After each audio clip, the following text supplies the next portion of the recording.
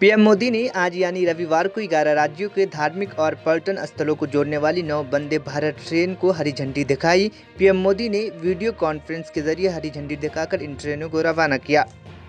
जामनगर से आया हूँ स्पेशली जामनगर से अहमदाबाद की वंदे भारत में ट्रैवल करने में। जनरली देखा जाए तो अदर ट्रेन के कंपैरिजन में इसमें टाइम कम लगता है क्योंकि ये सेमी हाई स्पीड ट्रेन है।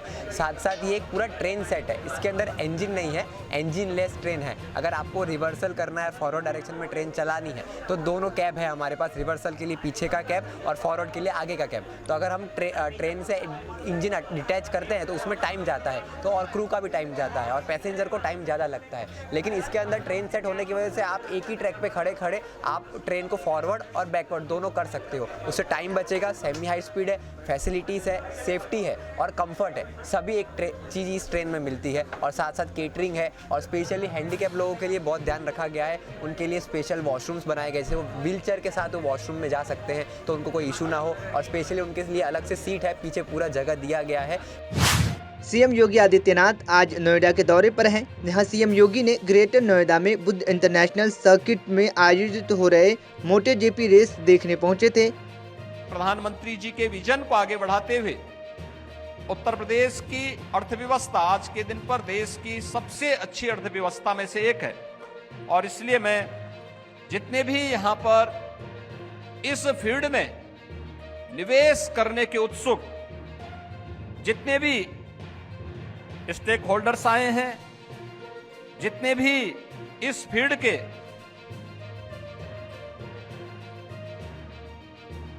ऑर्गेनाइजर हैं, अन्य महानुभाव हैं, मैं उन सबको आमंत्रित करूंगा कि उत्तर प्रदेश की इन संभावनाओं का वे लाभ लें। उत्तर प्रदेश अपने आप में आप दिल्ली बीजेपी प्रवक्ता शाहनवाज पुनेवाला ने विपक्षी दलों के गठबंधन इंडिया पर निशाना साधते हुए कहा है कि क्या गजब का गठबंधन है, इनमें ना लोगो है, ना मिशन है और ना नीति और ना ही विजन है। राहुल जी को प्रधानमंत्री के रूप में प्रस्तुत करती है, पोस्टर में उनका चेहरा सबसे आगे, बाकी सब पीछे केजरीवाल जी को गायब कर देते हैं।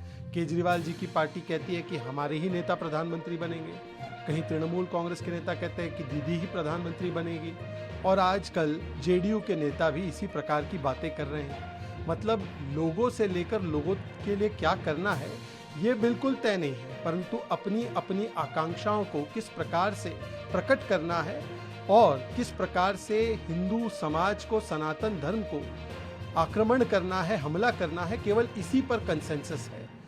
आज तो इतनी विकट स्थिति बन चुकी है नीतीश जी की कि आए दिन आरजेडी के नेता कहते हैं उन्हें कि सिंहासन खाली करो, तेजस्वी आता है। और जो बिहार की राजनीति में अप्रासंगिक होते जा रहे हैं वहां पर उनसे कानून व्यवस्था संभल नहीं पा रही है। ये नन्हे मुन्ने बच्चे अपने नम आंखों से उन शहीदों को श्रद्धांजलि अर्पित कर रहे हैं जिन्होंने बीते दिनों अनंतनाग में आतंकियों से मुठभेड़ में जान गंवाई है।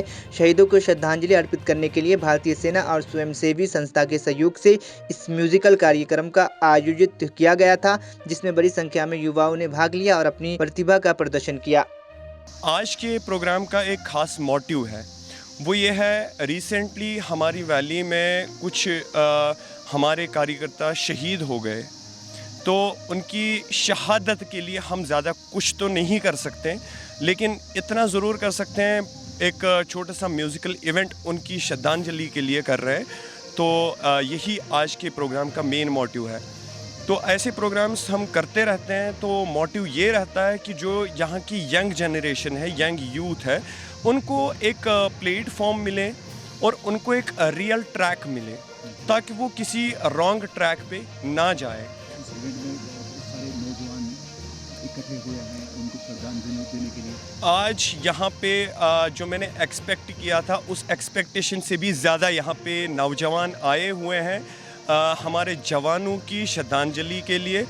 और उनको इन सब का कहना है, हम उनके लिए ज़्यादा कुछ नहीं कर सकते हैं, एक सल्यूट उनके लिए कर सकते हैं। सल्यूट के तौर पे हम उनके लिए एक छोटा सा सॉन्ग या फिर कोई भी इस तरीके की एक्टिविटी कर सकते हैं। तो इसलिए आज के डेट पे मैंने एक्सपेक्ट किया था 30 to 40 कैंडिडेट्स जो यहाँ पे उनकी श्रद्धांजलि के लिए रिप्रेजेंट करेंगे, बट उससे भी ज़्यादा आ चुके हैं। और अगर मैं ऑडियंस की बात करूं तो हज़ारों में यहाँ पे लोग आ चुके हैं हमारे शहीदों को श्रद्धांजलि देने। इस इवेंट के बारे में मैं ज़्यादा बातें नहीं कहूँगा, इतना ही कहूँगा कि ये जो इवेंट किया गया है ये हमारे यूथ को ज़्यादा से ज़्यादा इंस्पायर। पीएम मोदी ने पटना वंदे भारत ट्रेन का शुभारंभ किया है, जो बिहार राज्य की दूसरी वंदे भारत ट्रेन है। इसी कड़ी में केंद्रीय मंत्री अश्विनी कुमार चौबे ने कहा है कि ये भारत के लिए गौरव की बात है, जो प्रधानमंत्री कहते हैं वो करके दिखाते हैं। वहीं रेलवे के आमंत्रण के बाद भी शुभारंभ कार्यक्रम में नीतीश कुमार के नहीं आने पर बोलते हुए कहा कि उनको भारत और बिहार के विकास से चिढ़ है। कर रहे हैं कि किस प्रकार से आज वंदे भारत एक्सप्रेस का 25 वंदे भारत एक्सप्रेस पहले से चल रहे थे, आज 9 वंदे भारत एक्सप्रेस का जो बिहार के आज पटना से शुभारंभ हुआ। ये बिहार की भगवान श्री राम की प्रथम कर्मभूमि बिहार से ये यात्रा शुरू हुई है। सबकी यात्रा सुखल हो, सुखमय हो, सफल हो। और सबसे बड़ी बात कि आज आपने देखा कि वंदे भारत एक्सप्रेस में यहाँ से चलने वाले और यहाँ से विशेष रूप से जो उसके ड्राइवर थे और जो गार्ड थे वो महिला थी। ये नारी शक्ति विधेयक का एक जीता जागता उदाहरण इस रेलवे के द्वारा भी परिलक्षित हो रहा है। तो रेल के इतिहास में सबसे बड़ी बात आज यहाँ के बहुत सारे मंत्री और मध्य प्रदेश में आगामी विधानसभा चुनाव को लेकर कांग्रेस ने तैयारियां तेज कर दी है। इसी कड़ी में मध्य प्रदेश के पूर्व मुख्यमंत्री कमलनाथ ने भोपाल में प्रेस कॉन्फ्रेंस कर बीजेपी पर निशाना साधते हुए कहा कि मध्य प्रदेश के मुख्यमंत्री कैंडिडेट का नाम बताने में बीजेपी को शर्म आ रही है। हमें सिर्फ एक उम्मीदवार को नहीं दिखाना है, पूरे जिले का जातीय समीकरण देखना है, समीकरण न्याय देखना है। मैं आप सबसे निवेदन करना चाहता हूँ, जितना कर्ज लिया है वो ओपन है। आप एक हिसाब लगा लीजिए, आप लोग सब पत्रकार हैं, वरिष्ठ पत्रकार हैं, कि इन्होंने कितने ठेके दिए हैं, बड़े बड़े ठेके दिए हैं पिछले 1 साल में, जिसमें कितना प्रतिशत एडवांस दिया। एडवांस का मतलब आप समझ गए, कितनी रिश्वत ली एडवांस से। ये आप जानकारी लेके, मेरे पास तो है, पर मैं चाहता हूँ आप भी ले लें और आप मेरे से शेयर कर लें। हमें केवल एक उम्मीदवार को नहीं देखना, पूरे ज़िले का जाति समीकरण भी देखना है, सामाजिक न्याय देखना है।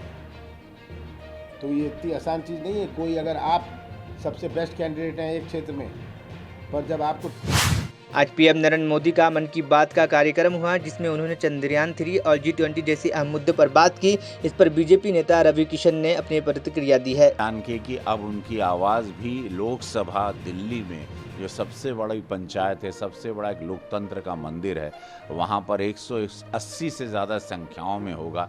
तो ये बताता, ये दर्शाता है कि चंद्रयान पर जाने के बाद, वैक्सीन अपनी बनाने के बाद, G20 करने के बाद, 370 की धारा हटाने के बाद, ट्रिपल तलाक की चीज़ों पे इन्वॉल्व होकर मुस्लिम महिलाओं को संरक्षण देने की बात, कानून व्यवस्था के साथ भारत को $5 ट्रिलियन की इकोनॉमी में जैसे ले जा रहे हैं यशस्वी प्रधानमंत्री मोदी जी, ये बहुत ही शानदार पहल है। कल जैसे कि अटल आवास विद्यालय जो सहजनवा में हुआ, 12 एकड़ में पूज्य महाराज जी को, योगी जी को, डबल इंजन की सरकार, यही मोदी योगी जी का रामराज है, जिसमें हम लोग पहली बार ऐसा हुआ है कि 17 अटल आवास विद्यालय खुले हैं उत्तर प्रदेश में। पीएम नरेंद्र मोदी ने आज मन की बात के कार्यक्रम के जरिए देशवासियों को संबोधित किया। पीएम के इस संबोधन पर गोवा के मुख्यमंत्री प्रमोद सावंत ने ANI से बातचीत करते हुए कहा कि प्रधानमंत्री नरेंद्र मोदी की मन की बात कार्यक्रम से हमेशा लोगों को उत्साहित और प्रेरित करते हैं। उन्होंने कहा कि आज इस कार्यक्रम से पीएम मोदी ने हमारा उत्साह बढ़ा दिया और देश के G20 से लेके वोकल फॉर लोकल, जिससे लोगों को प्रेरित किया। हमेशा के लिए माननीय प्रधानमंत्री नरेंद्र मोदी जी, वेस्ट बंगाल हो, चाहे वो तमिलनाडु हो, आंध्र प्रदेश हो, इस तरह से दुर्गम भागों से जो लोग काम करते हैं और जो लोग खुद को यानी खुद के पैर के ऊपर यानी उठाकर जो काम करने लगे हैं, वोकल फॉर लोकल हो या श्रमिकों के लिए जिस तरह से प्रेरणा देते हैं, वही मन की बात में वो बात करते हैं और लोगों को दिखाने के भी और प्रोत्साहन देने का काम हमेशा के लिए करते आए हैं। मुझे लगता है कि आज के इस मन की बात कार्यक्रम से हम सब प्रेरित होके उनसे आज के युवा और महिला भगिनी आगे आएंगे, श्रमिकों के लिए ज़्यादा से ज़्यादा हम काम करने लगेंगे और निश्चित रूप से जिस तरह से G20 का आयोजन से भारत देश का मान ऊंचा हुआ है और विश्व गुरु बनने के आगे जा रहे हैं। और honourable prime minister Narendra Modi ji को मैं बहुत बहुत अभिनंदन करता हूं। और गोवा में हर एक बूथ पे इस कार्यक्रम का आयोजन किया है, हर एक जगह पे इस कार्यक्रम देखा जा रहा है। मुझे बहुत बड़े गर्व की बात है, गोवा के लोग हमेशा के लिए इस कार्यक्रम के आयोजन में जुटे रहते हैं।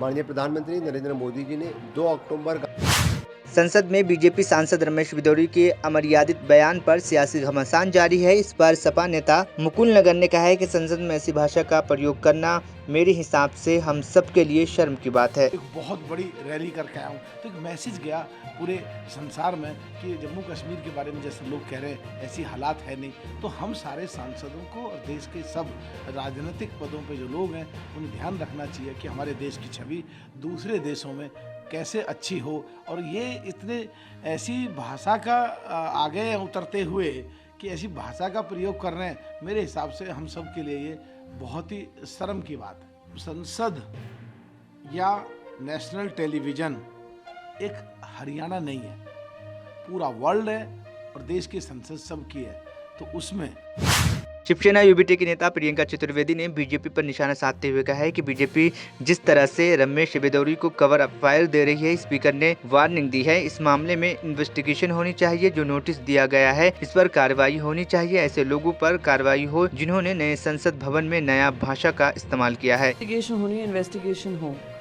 शोकॉज नोटिस दिए, शोकॉज नोटिस पे कार्रवाई हो, इन्वेस्टिगेशन के बाद सख्त से सख्त कार्रवाई हो ऐसे लोगों पे जिन्होंने नए संसद भवन में नई भाषा का इस्तेमाल किया है। और वो नई भाषा क्या है? वही नफरती भाषा जो आज पूरे देश में भारतीय जनता पार्टी ने घोली हुई है। आपसी मतभेद किए हुए हैं, मनभेद किए हुए हैं अपनी राजनीति के चलते। तो ये बहुत ही निंदनीय है और इस पर कार्रवाई होनी चाहिए। मैं फिर से रिपीट करूँगी, ये कुछ नहीं है, बस कवर फायर है अब रमेश बिदौरी जी को बचाने का, उनके ऊपर कोई किसी तरीके की कार्रवाई होनी।